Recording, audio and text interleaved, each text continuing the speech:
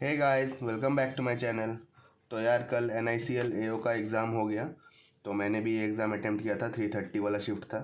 इसका शायद एक ही शिफ्ट था और शायद एक ही दिन इसका एग्ज़ाम था। तो ये एग्ज़ाम तो इजी टू मॉडरेट मैं कहूँगा, उतना ज़्यादा डिफ़िकल्ट साइड पे नहीं था। तो पहला सेक्शन जो खुला था वो इंग्लिश था। तो इसमें एक RC आया था जेम्स बॉन्ड को लेके, वो काफ़ी इजी लेवल का था। और उसमें 10 क्वेश्चन थे।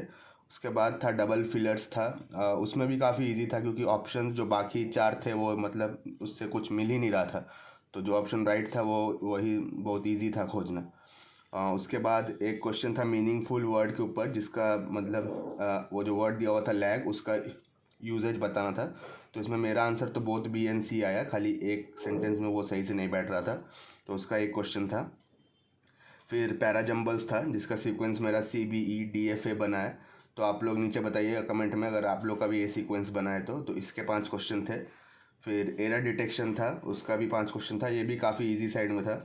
और फिर फ्रेज रिप्लेसमेंट का भी क्वेश्चन था 4, ये भी काफ़ी इजी साइड में था। ओवरऑल इंग्लिश इजी ही मैं कहूँगा, मॉडरेट भी नहीं, इजी साइड में ही थी। तो मेरे तो इसमें 30 में 30 अटैम्प्ट्स ही हैं फुल। आप लोग नीचे बताइएगा कि आप लोग का कितना अटैम्प्ट रहा इंग्लिश सेक्शन में। तो नेक्स्ट आते हैं, नेक्स्ट जो खुला वो था रीजनिंग का सेक्शन। उसमें रीजनिंग में सिलोजिज्म था। सिलोजिज्म के 4 क्वेश्चन थे। उसमें आइदर और भी एक आंसर था, नाइदर नॉर भी एक आंसर था, और शायद ओनली टू फॉलोज का भी एक आंसर था। तो इसके 4 क्वेश्चन थे, ये भी काफ़ी इजी था सिलॉग्स। फिर पज़ल था बॉक्स बेस्ड स्टैक बेस्ड। उसमें बॉक्स बेस्ड दे दिया था, स्टैक करना था आपको। तो ये भी काफ़ी इजी था। 2 केस अगर आप लेके चलेंगे तो उसमें से एक केस आपका सही हो जाएगा। तो इसमें भी 5 क्वेश्चन थे बॉक्स बेस के। फिर था लीनियर सिटिंग अरेंजमेंट के क्वेश्चन थे, जिसमें एक वेरिएबल दिया हुआ था, 6 पर्सन बैठे हुए थे। इसका 5 क्वेश्चन था। तो इसका मेरा जो पर्सन मैंगो खा रहा था वो सबसे टॉप मतलब एक्सट्रीम लेफ्ट साइड में बैठा था। और बाकी सबका मुझे अरेंजमेंट पता नहीं है। तो अगर आपका भी ये आंसर था मैंगो जो था वो एक्सट्रीम लेफ्ट में, तो आप नीचे बता सकते हैं कि हाँ। तो फिर हमें पता चल जाएगा कि अरेंजमेंट हमारा सही है। तो इसके 5 क्वेश्चन थे। फिर था स्क्वायर बेस सिटिंग अरेंजमेंट, वो भी काफ़ी इजी साइड पे ही था। 8 पर्सन थे, 4 इन बैठता है, 4 आउट बैठता है। इसके भी 5 क्वेश्चन थे। तो ये भी अगर आप 2 पैटर्न लेके चलेंगे तो उसमें हो जाएगा, आपका आंसर सही आ जाएगा। फिर था ब्लड रिलेशन। तो ये मैंने देखा काफ़ी जनों ने स्किप किया है क्योंकि ट्रिकी था बोल रहे थे, बट मैंने ये किया है। 3 क्वेश्चन था। तो इसका मेरा आंसर एक में मदर था, एक में सन इन लॉ था और एक में ग्रैंड डॉटर था। तो आप भी नीचे बताइएगा अगर आपका भी ब्लड रिलेशन का आंसर यही आया तो। फिर चाइनीज़ कोडिंग डिकोडिंग के 5 क्वेश्चन थे, ये भी काफ़ी ईजियर साइड पे ही थे। और फिर वर्ड फॉर्मेशन के क्वेश्चन थे जिसमें मेरा वर्ड सॉफ्ट बना है। तो आप नीचे बता सकते हैं अगर आपका भी वर्ड सॉफ्ट बना है इसका, तो और तो कोई वर्ड बनेगा नहीं इससे। और बैकवर्ड फॉरवर्ड का पेयरिंग का क्वेश्चन था, उसमें 2 पेयर बन रहा है मेरा। और एक जो पज़ल मैंने स्किप किया है टोटली, वो फ्लैट एंड फ्लोर वाला था, 4 फ्लोर से 8 पर्सन, क्योंकि लास्ट में मेरे पास 2 मिनट बचा था। मैंने ट्राई किया बट ये मुझसे हुआ नहीं। बाकी सब मैंने सही से अटैम्प्ट किया है। तो रीजनिंग में मेरे अटैम्प्ट 30 ही है टोटल, खाली वो फ्लैट एंड फ्लोर वाला मैंने स्किप किया है।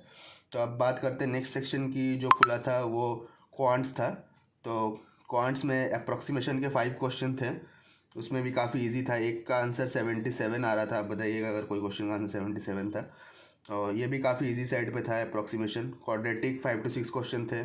उसमें 2 का आंसर शायद x=y आ रहा था, मतलब relationship can not be established.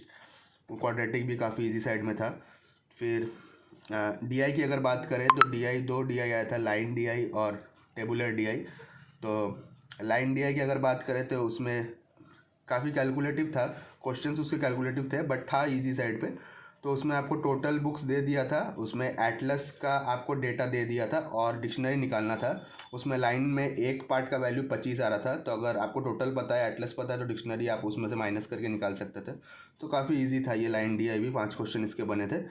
फिर अगर हम बात करें टेबुलर DI थे उसके बाद, तो उसके भी 5 क्वेश्चन थे। वो भी काफ़ी ईजी था, ये भी काफ़ी ईजी साइड पे ही था।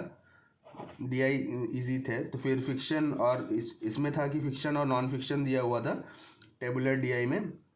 बुक्स थे, फिक्शन और नॉन फिक्शन का रेशियो दिया हुआ था और फिक्शन नॉन फिक्शन का डिफरेंस दिया हुआ था। तो ये भी काफ़ी इजी है। अगर आपको रेशियो पता है, डिफरेंस आप निकाल सकते हैं। तो फिर रेशियो का डिफरेंस निकाल के एक पार्ट का वैल्यू निकाल सकते हैं। अगर एक पार्ट का वैल्यू आपको डिफरेंस मिल गया फिर आप टोटल का वैल्यू ऐसे करके निकाल सकते हैं। ये भी काफ़ी इजी था, 2 से 3 मिनट में ये पूरा क्वेश्चन बन गया था। फिर कैसलेट के 3 क्वेश्चन थे जो मैंने देखते ही स्किप किया, क्योंकि वो काफ़ी लंबा था, पढ़ना पड़ता है, इसीलिए टाइम के लिए मैंने उसको स्किप कर दिया टोटल। और अर्थमेटिक के 9 से 10 क्वेश्चन थे, इसमें मैंने 2 क्वेश्चन बनाए थे। तो कौन से मेरे अटैम्प्ट थोड़े से कम रखे, कौन से मैं 24 ही अटैम्प्ट कर पाया हूँ। तो अब अगर बात करते हैं टोटल अटैम्प्ट्स की, तो मेरे टोटल अटैम्प्ट्स 84 रहे हैं। आप बताइएगा आपका टोटल अटैम्प्ट्स कितना रहा और सेक्शनल वाइज आपने कितना अटैम्प्ट किया है। और मेरे हिसाब से एक्सपेक्टेड कट ऑफ यार देखो, क्योंकि NIACL AO और NICL AO लगभग सेम ही एग्ज़ाम था, पैटर्न एग्ज़ाम लेवल भी सेम था। तो अगर बात करें NIACL AO की, तो उसकी कट ऑफ तो 81.75 या 25 गई थी जनरल की। तो इसकी भी मैं एक्सपेक्ट कर रहा हूँ कि 75 प्लस तो शायद जाएगी कट ऑफ, क्योंकि वैकेंसीज़ कम है। अगर आप जनरलिस्ट की बात करें तो जनरल की वैकेंसी 68 है खाली, तो 75 प्लस तो जाएगी ही जाएगी, ये तो श्योर है। अगर 75 से नीचे रह गई तो वो सरप्राइज़ होगा। तो आप भी नीचे बताइएगा कि आपका क्या अब अटैम्प्ट रहा और आपके हिसाब से एक्सपेक्टेड कट ऑफ क्या हो सकता है। और please like and subscribe the channel. तो ठीक है गाइज, मिलते हैं नेक्स्ट वीडियो में। बाय बाय, तब तक के लिए टेक केयर।